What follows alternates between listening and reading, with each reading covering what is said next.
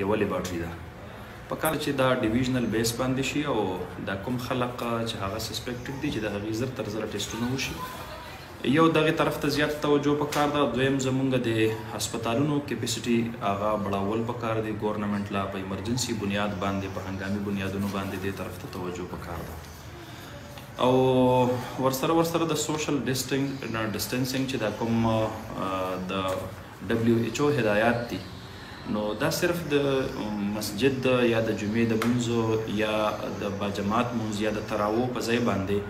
اوورال د هر مجلس، د هر مجمع، د هر ډپارټمنټ، د هرې خاورې، د هر کلي علاقې دپاره لازمي کول پکار دي. او دې دپاره ایمرجنسي کې چې کوم دی نو قانون سازي پکار ده چې په هر ځای کې وي. خو د ضرورت په بنیاد خلک روډ ته راوځي یا بازار ته ځي، مارکیټ ته ځي، سبزي منډۍ ته ځي، بینک ته ځي، راشن سنټر ته ځي. احساس پروګرام تحت چې کوم دی نو دغه کېږي چې په دې ټولو کې سوشل ډسټنسنګ دا ډېره زیاته ضروري خبره ده. او د دې ایکول امپلیمنټیشن پکار دی، مساوي تنفیذ د دې پکار دی. صرف د یو مذهب او مسلک او د یو ځای پورې خاص کول دا چې کوم دی نو نه دي پکار. دویمه خبره د لاک ډاون د وجې نه د خلکو کاروبارونه متاثره دي، نو په دې کې خلکو ته ریلیف ورکول پکار دي.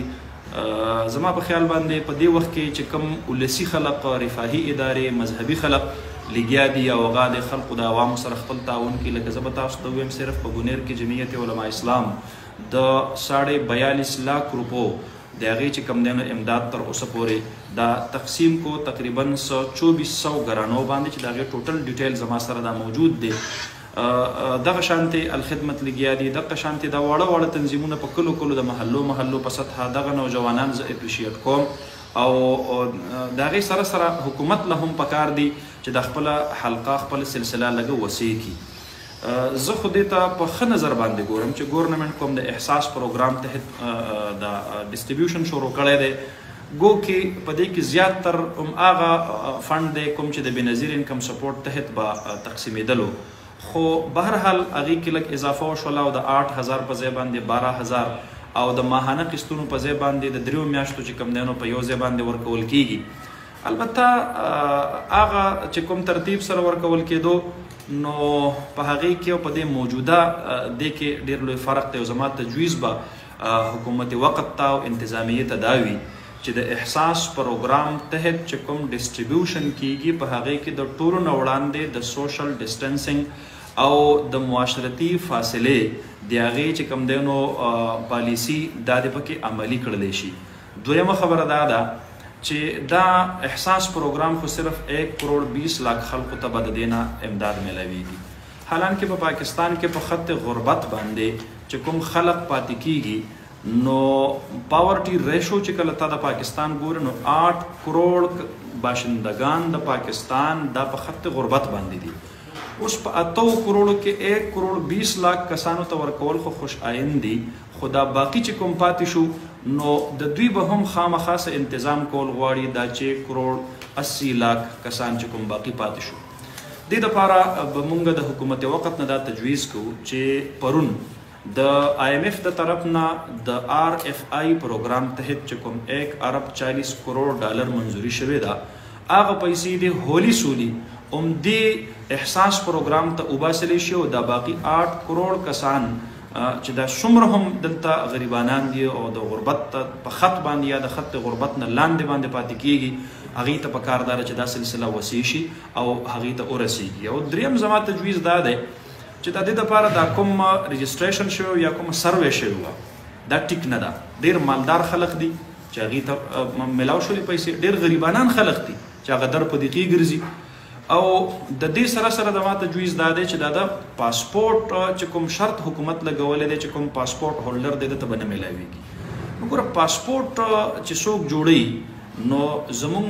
د پاکستان تقریبا 55 लाख خلک صرف دا په عرب ملکونو کې دي، په سعودي عرب کې، په دوبۍ کې، په عمان کې، په قطر کې، په دې ملکونو کې دي.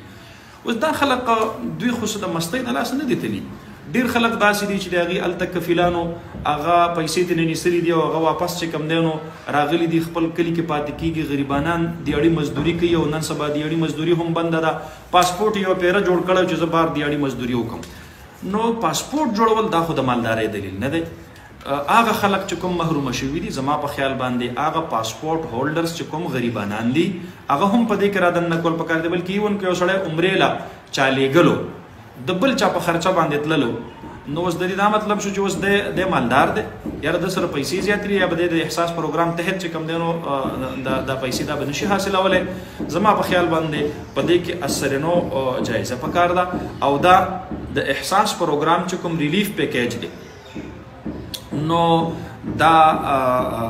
ټولو غریبانانو ته رسول پکار دي. د پاسپورت چې کوم شرط دی دا شرط دا ته نه چې کوم دی نو ختمول پکار دي. او د دې سره سره زما به دا هم تجویز وي، دا مسلسل شکایات راځي چې د پاکستان تحریک انصاف کارکنان هغه د زنانو په سنټرو کې ودرېږي او هلته چې کوم دی نو تصویران وباسي او هغه سوشل میډیا له ورکوي. زه به دا انتهایی دا انتهایی قابل مذمت خبره ده او دا داسې نه ده چې زه په سیاسي بنیاد باندې دا خبره کوم. اول خو د عمران خان صاحب ویژن دا و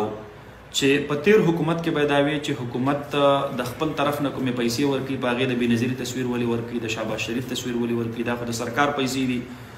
نو اوس په هغه احساس پروګرام باندې عمران خان صاحب یا د هغې د پی ټي آی کارکنان ولې دا د دوی د جیب پیسې دي چې په دې باندې دوی د خلکو سره سلفیان وباسي او خلکو ته په دې باندې دغه کوي د یو غریب سړي په دې طریقه باندې استحصال کول. من الحمدلله ما د 43 लाख روپو په بونیر کې زما جمعیت علماء اسلام هغې تعاون تقسیم کړی. یو کس ما ته دا نشي ښودلی چې د یو غریب سره چې کوم دی نو زموږ ملګري تصویر وباسلی د پیسو ورکولو یا د راشن ورکولو په وخت کې. نو زما په خیال باندې کو د جیب د پیسو چاته غریب ته ورکولو کې تصویر وباسل دا ښه خبره نه وي. نو د سرکار د پیسو ورکولو کې دا د دې قوم پیسه ده، دا د پی ټي آی پیسه نه ده، دا زمونږ بیلونه دي، زمونږ ټیکسونه دي، زمونږ خزانه ده. کو فرض که دې دپاره چا ځمکه خرڅ کړي یا چا کور خرڅ کړي او مال یې راکوي نو بیا خو ټیک ده. خو کو فرض که دا د سرکار پیسه وي نو یو خو دا ده چې د زنانو په سنټرو کې ما اوس هم انتظامیې سره خبره وکړله چې د زنانو په سنټرو کې بالکل د نارینهو چې کوم دی نو د موجودګي د سیاسي ورکرانو دا بالکل ناقابل قبول ده. موږ پښتانه خلک یو او زمونږ میندې خویندې کو غریبانانې شولې او هغه دغه ځای کې ورله پیسې ورکول کېږي د هغې مطلب دا نه دی چې خلک به ورسره پټوان وباسي. نو یو خو دا خبره ده. او دویمه خبره دا ده چې کوم د نارینهو سنټرونه هم دي په هغې کې هم اخلاقي طور دا مناسبه نه ده چې د یو سیاسي پارټۍ سړی راځي لکه د عوامي نیشنل پارټۍ په وخت کې هر متاثره سړي ته چې کوم دی نو 25 هزار روپۍ ورکول کېدلې. ای ټي ایم باندې به هغه پیسې ځان له په خپل طریقه تللو راغستلې به یې نه په هغې کې لیړونه نه په هغې کې تصویران نه په هغې کې سلفیانې وي نه په هغې کې څه پولیټیکل دغه و پکې یا دا بېنظیر انکم سپورټ دا پیسې وي. کوم د پیپلز پارټۍ ورکر راغلی دی چې هغه چې کوم دی نو د خلکو سره سلفیانې وباسلي دي په دې طریقه باندې. زما په خیال باندې او کو چا وباسلي دي نو دې د پاکستان تحریک انصاف کارکنانو د دې ویژن دا و چې یاره دا ښه کار نه کوي نو اوس یې په خپله باندې ولې کوي. نو زما په خیال باندې دا خبره چې کوم دی نو دا مناسبه خبره نه ده. او ورسره زه به دا ووایم چې د احساس پروګرام دا خو ټیک ته 12000 روپۍ دي او خلکو ته به میلاو شي، خو آیا په دې باندې د دې غریب سړي ضرورتونه پوره کیږي؟ نو زه به دا مطالبه په دې وخت کې د حکومت نه ضرور کوم چې دا کوم 1 ارب 40 کروڑ ډالر $1 د آی ایم ایف نه د آر اف آی پروګرام تحت تاسو ته دا ملاویږي. نو پکار دا ده چې دا تاسو د بجلی پیدا کوونکو کمپنو ته پیمنټ په دې باندې وکړئ او د دې قوم د بجلی بلونه معاف کړئ. تاسو وایي موږ به 3 میاشتې پس وشولو، 3 میاشتې پس پیدا خلک د کوم ځای نه درکوي چې دغه دکان بند دی، دغه دیاړي روکاو ده نو دا 12000 روپۍ چې تاله درکړي دي د خو د میاشتې 12000 روپو د بجلی بل لازم دا به دې تاله د بجلی په بل کې درکوي. نو د بجلی بلونه دې ورته معاف شي او که فرض که د پبلک د بجلی بلونه نشي معاف کېدلی نو بیا دا مطالبه خو ضرور کوم چې په پاکستان کې څومره جوماتونه دي د الله کورونه دي او د تبلیغ مرکزونه دي او د دین مدرسې دي نو پکار دا ده چې د هغې د بجلی بلونه دا معاف کړلی شي ځکه چې خلکو کې هغه سکت نشته دی چې هغه د خپل ځان خرچه برداشت کړي نو بیا د جومات مدرسه د خرچه برداشت کول، بیا د امام بارګاه خرچه برداشت کول. ایون دا زه خو دا وایم چې څومره مذهبي عبادتګاهونه دي کو هغه چرچ دی کو هغه مندر دی او کو هغه کلیسا ده کو هغه هر یو عبادت مرکز دی د هغې چې کوم دی نو د بجلی بیلونه هغه محدود دي هغه چې کوم دی نو پشمار دي پکار ده چې هغه د معاف کړلی شي دا د احساس پروګرام تحت چې کوم دی نو په هغې پیکیج کې ریلیف پیکیج کې کم از کم دا څیزونه دا د ورسره پکې شامل کړلی شي. مولوي صاحب دا راته ووایئ چې د کرونا په دې وبا کې ټوله دنیا ډیره زیاته په تکلیف کې ده او زمونږ پاکستانی اوورسیز پاکستانی چې دي هغه هم د دې سره سره ډیر زیات په تکلیف کې دي خلک په خپلو دیرو کې ناست دي بیکاره شوي دي په داسې صورت کې حکومت هغوی نه د امداد اپیل کوي څه ویل غواړئ په دې حواله سره؟ یو خدا ده چې پاکستان په 21 کروڑ آبادی کې 1 کروڑ اباو خلق دا مسافر دي او په دې کې ډېر کم خلق داسې دي چې هغه به د تعیشاتو دپاره تللي وي یا د مزود سیر سپاټۍ دپاره به تللي وي. په دې کې 95% خلق داسې دي چې هغه د دیاړو مزدورو نوکرو او د خپل کور دپاره د پیسو ګټلو دپاره تللي دي. هغه خلق د خپل کور نه لرې د خپلو بچو نه لرې او د خپلو دوستانو یارانو نه لرې مکمل محصور دي او په هر ملک کې هر حکومت خپلو شهریانو له هلته چې کوم دی نو کیش پیسې هم ورکوي د هغې کورونو ته راشنې هم رسي هغې ته مختلف قسم قسطونه معاف کوي بیلونه معاف کوي خو زمونږ چې کوم پاکستاني وروڼه هغه په بهر ملکونو کې په دې حالاتو کې راګیر دي محصور دي یقینا زمونږ وروڼه د هغې سره دي او ما د هغې د حقوقو دپاره د خپل طرف نه په اردو کې یو پیغام 3-4 ورځې مخکې دا چې کوم دی نو ریکارډ کړی و او کوشش مې دا کړی و چې یاره دا زموږ حکمرانانو ته ور ورسېږي یا زموږ په سفارتخانو کې ناست چې هلته چې کوم زموږ افسران دي هغې ته ور ورسېږي چې زموږ دغه مسافر وروڼه هغې سره څومره زیات نه زیات ښېګړه کېدلی شي چې هغه ورسره وشي. د نن نه 2 ورځې مخکې د وزیر اعظم صاحب مشیر معید یوسف صاحب پریس کانفرنس وکړو او هغې دا وویل چې یاره مونږ 2000 کسان په یو هفته کې دا به مونږ راغواړو. د ټول نه وړاندې خو دا تعداد ډېر زیات کم دی 2000 کسان چې په یو هفته کې راغوښتل شي نو په میاشت کې دا 8000 کسان شو نو په 1 کروڑ کسانو کې چې مثلا 1 لاک کسانو 1% هم ووایي چې مونږ واپس ځو نو 1 لاک کسان چې هم ته راولې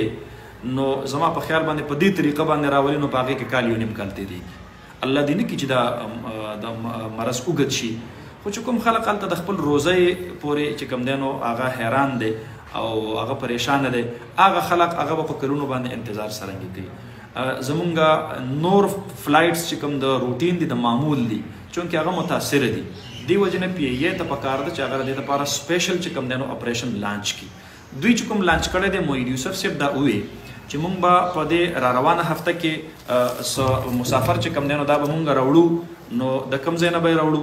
نو هغې دا ووایي چې مونږ به دا د جاپان نه د کینیډا نه د برطانیې نه د تایلینډ نه د هغې نه به مونږ راوړو د هغې سره سره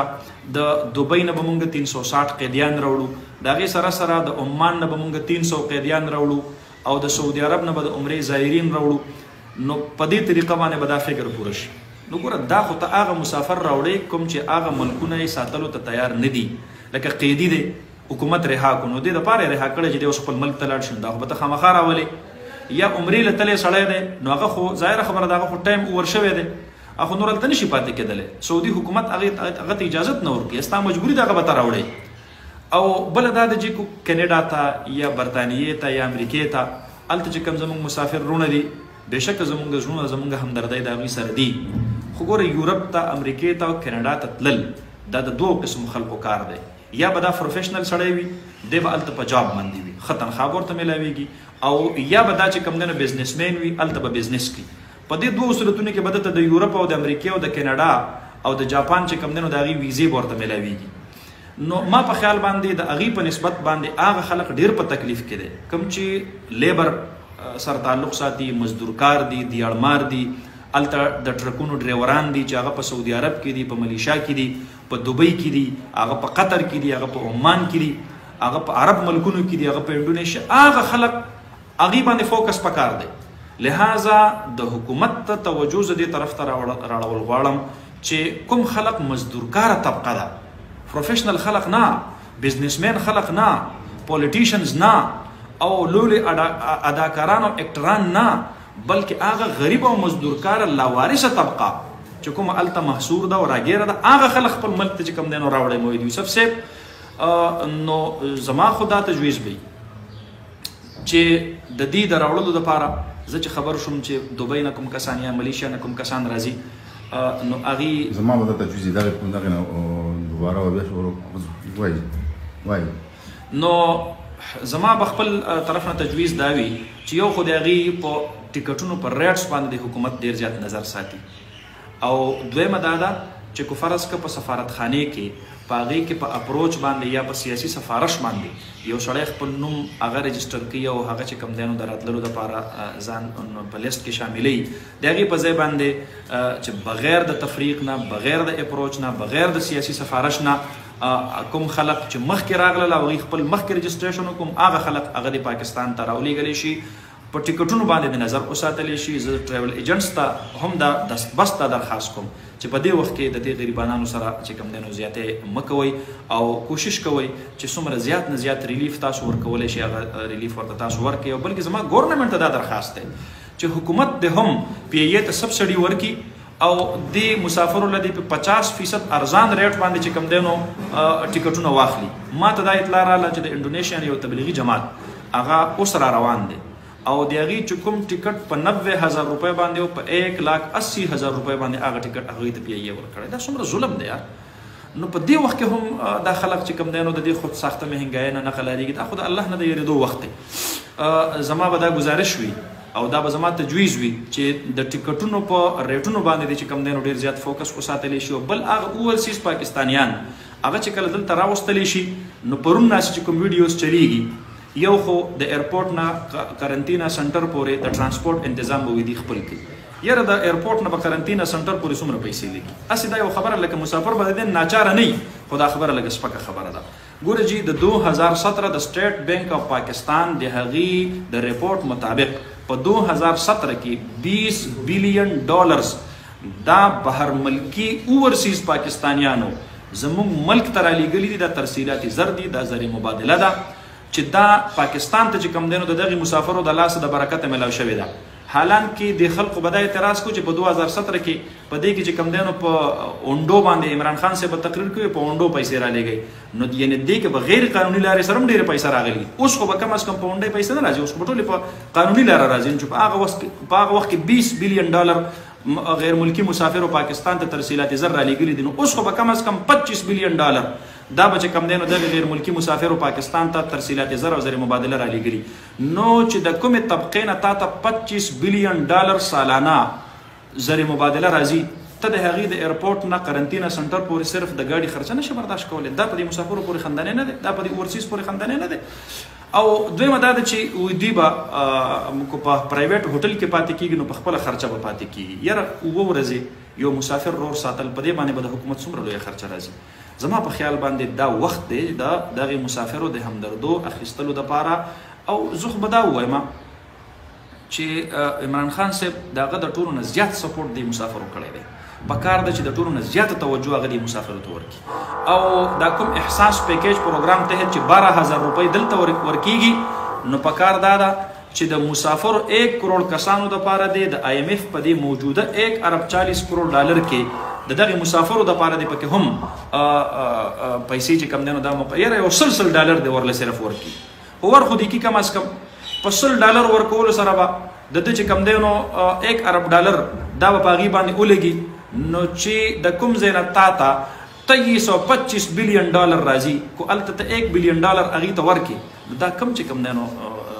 ستا دپاره د تاوان خبره ده خو د هغې مسافر ورونو د هغې به په دې باندې لږه حوصله افزایي وشي نو زما خپل تجویز دا دی چې په دې حواله باندې د مسافرو سره څومره خیر ښېګڼه کېږي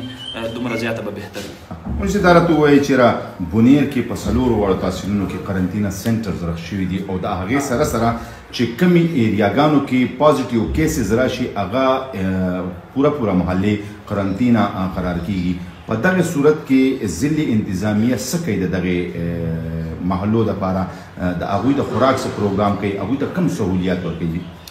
تر اوسه پورې خو چې کوم ریپورټس راغلي دي نو په هغې کې د ټولو نه وړاندې د مټواڼۍ کلی بیا د غوربشتو کلی بیا د جوړ کلی بیا د ډیلی کلی بیا د دیوانه بابا کلی بیا د بایی کلی او اوس پکې کوګا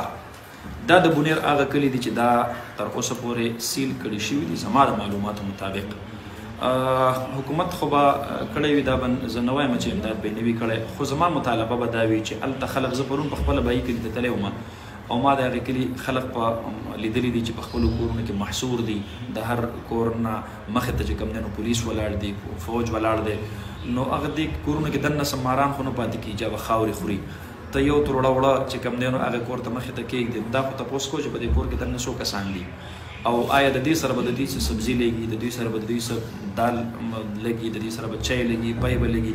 زما په خیال باندې زمونږ ضلع ته زما د علم مطابق څه کم 6 کروڑ روپۍ تر اوسه پورې ډیپټي کمشنر صاحب ته رارسېدلي دي په دې مد کې پکار دا ده چې داسې کلي چې هغه سیل شوي وي چې د هغې سره چې کوم دی نو کوراکور امداد وکړلی شي او کوراکور د هغې سره تعاون وکړلی شي او د هغې دپاره ښه سپیشل پیکیج دا تیار کړلی شي اگر چې موږ د خپل وس مطابق چې کوم دی نو لګیا یو موږ هم خپل کوشش کوو خو دا حکومت دی حکومت باندې دا هېڅ چې کوم دی نو نه بوج کېږي او دویمه خبره تاسو وکړله چې کوم قرنطینه سنټرز دي په هغې کې زیات طور چې کوم دی نو په بونیر کې د 250 خواوشا کسانو چې کوم دی نو هغه زموږ په قرنطینه سنټرز کې پاتې کېږي چې په هغې کې 98% خلک بلکې زه به دا وایم چې 99% دا به تقریبا تبلیغي جماعت والی یو خو داسې دی چې دا تبلیغي جماعت پورې تړل دا ډېر ظلم دی او ډېر زیاتی دی او په دې باندې تبلیغي جماعت بدنامول زه خو اوس په دې یو بله نتیجه رسېدلی یم سلطان صاحب او ستاسو د دې پاڼې په ترو باندې زه حکومت ته او عوامو ته دا خبر رسول غواړم چې دا قرنطینه سنټرز حکومت دې دپاره نه دي جوړ کړي چې په دې سره د کرونا وایرس روکتام وکړي دا د کرونا وایرس د جوړولو دپاره د حکومت ته طرف نه نرسرۍ دي روغ رمټ سړی به دلته راشي دوی به ورته ټیسټ وکړي هغه به د 80 کسانو په یو حال کې دننه په یو ځای پاتې کېږي د یو باتروم به د هغې او داسې په یو ځای باندې به د هغې د جمع مونځ د یو لوښي نه به د هغې د اوبو څښل یې الله دې نه کړي خو په دې 80 کسانو کې یو فرد هم چې کوم دی نو متاثره راشي او دا بل سړی ورته تا تړلی دی د ده رپورټ راغی او هغه نیګیټیو دی ته بیا هم دی کور ته نه لیږي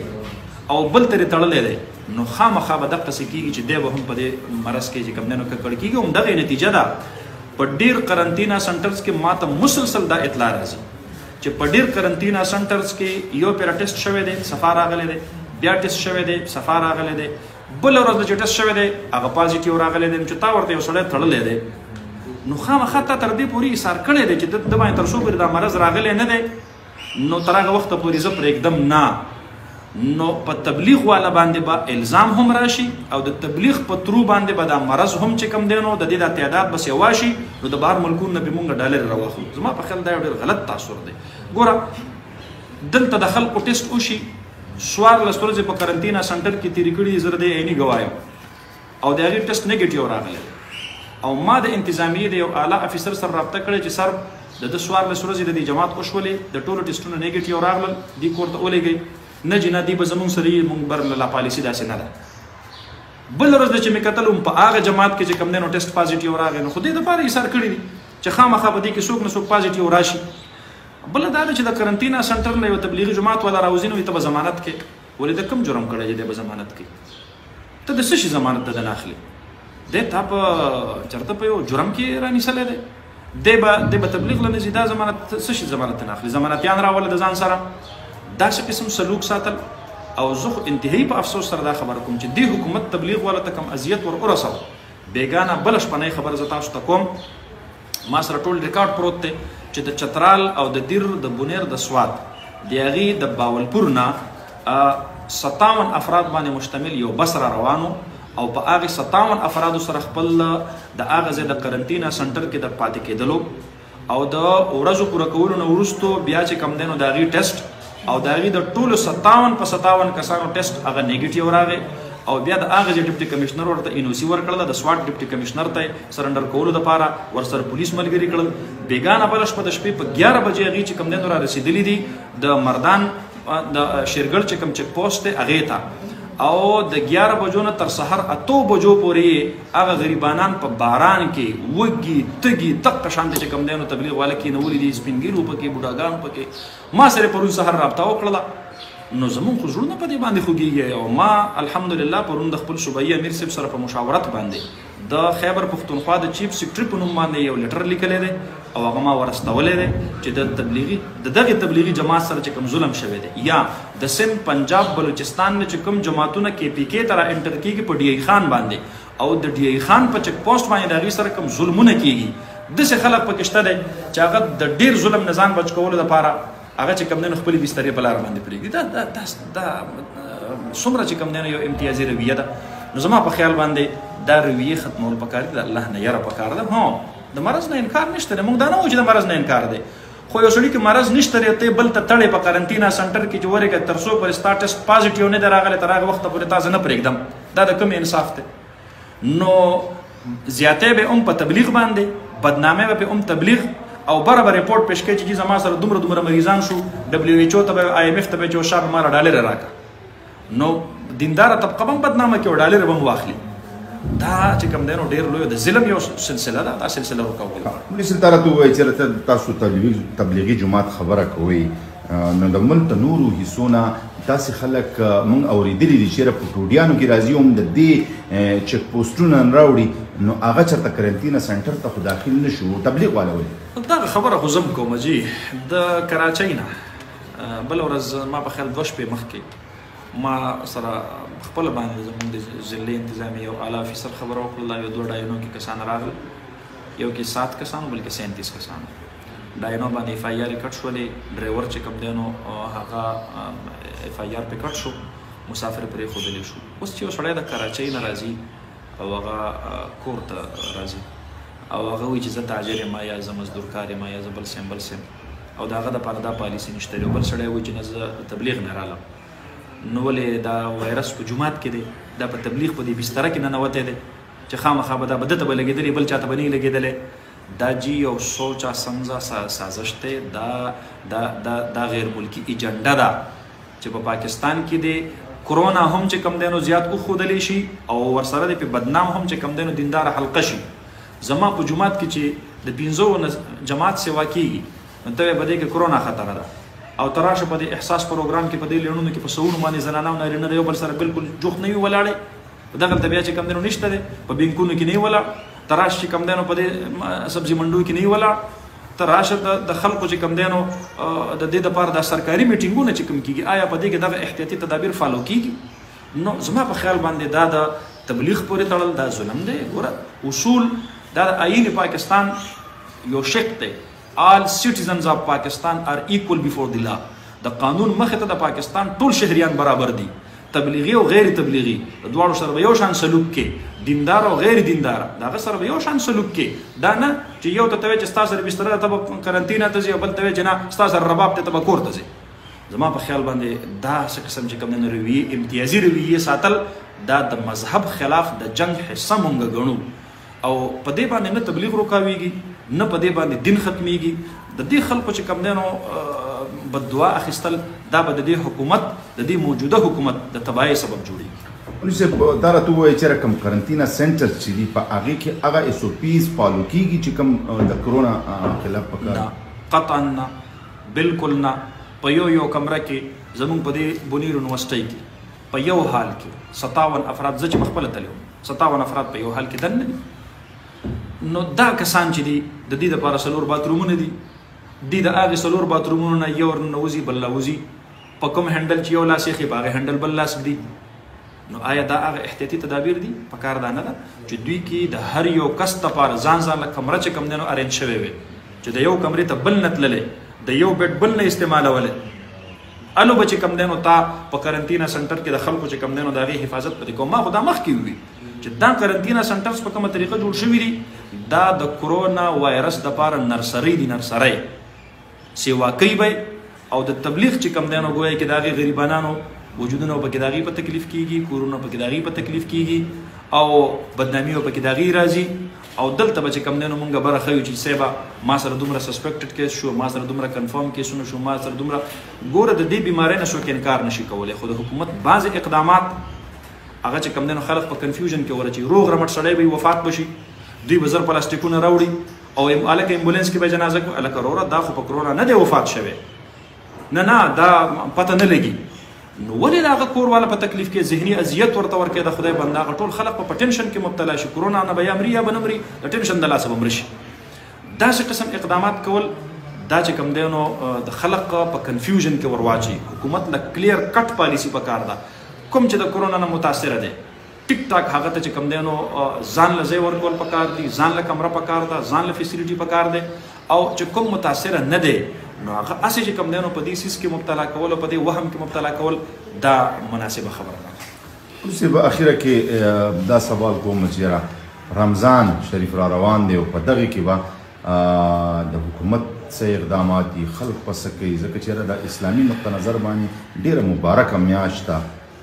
په هغې کې به څه کول غواړي؟ یو خو چې علماو د ټول پاکستان په سطحه باندې حضرت مولانا مفتی محمد تقي عثماني صاحب کوم هدایات ورکړي دي هغه د ټول قوم دپاره شرعي رهنمایي ده.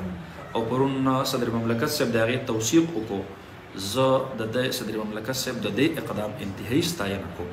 چې هغه د ملک د مذهبي مشرانو د علماو د هغې چې کوم دی نو په لارښوونه باندې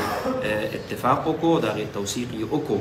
نو عوامو له هم پکار دي چې هغوی د هغې په رڼا کې خپل عبادات هغه چې کوم دی نو ترسره کړي. او هغه ډېر کافي تفصیلي څیز دی او عوام تقریبا د هغې نه چې کوم دی نو باخبره دي. او د هغې سره سره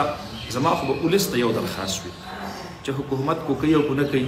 خو کم از کم په خپل چم ګاونډ کې غریب په روژه ماتي کې مه هېروئ او غریب هغه په پېشمني کې مه هېروئ. خپله نوړی ورسره نیموئ. کوشش کوئ چې ستاسو په چم ګاونډ کې سفید پوش خلک چې کوم دی چې هغه نن سبا دې ته جوړ شوي چې د خپلو زنانو کالي خرڅ کړي، سوال نشي کولی. نو خیر دی د خپل طرف نه کو زکات نه هغې باندې نه کېږي. د صدقې په طور باندې د هغې سره په داسې طریقه باندې چې کوم دی نو تعاون کوئ چې هغې مایند هم نه کړي، محسوس هم نه کړي او د هغې هغه ضرورت چې کوم دی نو هغه هم ترسره شي. دا زمونږ الله امتحان اخلي، زمونږ په مالونو کې زمونږ د ایمان امتحان الله تعالی اخلي. نو په دې وخت کې چې کوم دی نو د غریبانانو سره او د سفید پوش طبقې سره د چمګاونډ سره د هغې سره ډیر زیات تخصلو کولو د هغې چې کوم دی نو یو دغه پکار دی. حکومت له هم پکار دی چې هغه د رمضان شریف د میاشتې لپاره یو خصوصي ریلیف پیکیج هغه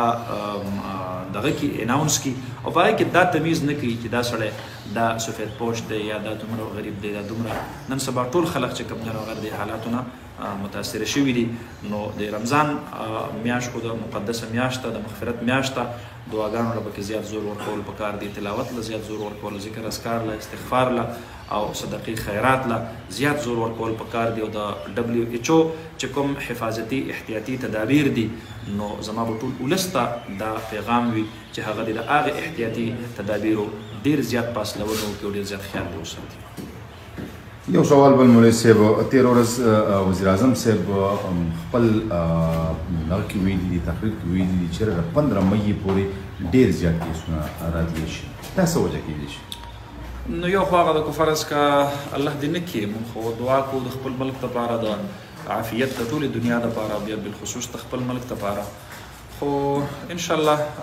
چې دا کوم ریزلټس را روان دي نو ما په خیال کې حکومت یو څو اقداماتو کې یو خو د سوشل ډسټنسنګ د فاصله د سوشل ډسټنسنګ د فیصله دا حکومت عملی طور مؤثره نافذه کړي او صرف په مسجد کې یا په مذهبي دغه کې نه، دا اوورال په ټول پاکستان کې او د دې دپاره چې کوم دی نو هغې مستقل یو قسم چې کوم دی نو ټیمونه تشکیل کړي او هغه چې کوم دی نو مانیټر کوي خلک. نو یو په دې سره به انشاءالله د دې د پھیلاو د دې د روکتام دا به کم شي. دویمه دا قرنطینه سنټرز چې کوم غلط استعمال شروع دی، میس یوزینګ شروع دی او په طور نرسري مونږ یوز کوو، خلک نوي هلته چې کوم دی نو د دې نه متاثره کوو د دې کرونا وایرس نه. نو دغه سلسله دا ختمول پکار دي چې کوم سړی هغه متاثره نه دی او د هغه ټیسټ نیګیټیو راغی بس ډایرکټ ورته وایه بای ما دومره پورې کولی شوله نور کور ته لاړ شه او بس نور چې کوم دی نو د خلکو نه څو ورځو پورې لرې پاتې کېږه خو کم از کم په دغه ځای کې مه اوسوه. صرف د دې دپاره چې ستا سسپیکټډ کیسونه چې کوم دی نو حکومت ته زیات شو شي او ته دنیا ته وښایې چې زما سره دومره سسپیکټډ کیسونه دي، WHO ته IMF ته وایي چې ما نه ډالر راکړه، پیسې راکړه. نو زما په خیال باندې دا دوه طریقې دا به د دې د روکولو دپاره چې کوم دی نو مؤثر ذریعه وي. انشاءالله پاکستان کې به دا زر نه دغه کېږي. دا یو وجه دا ده.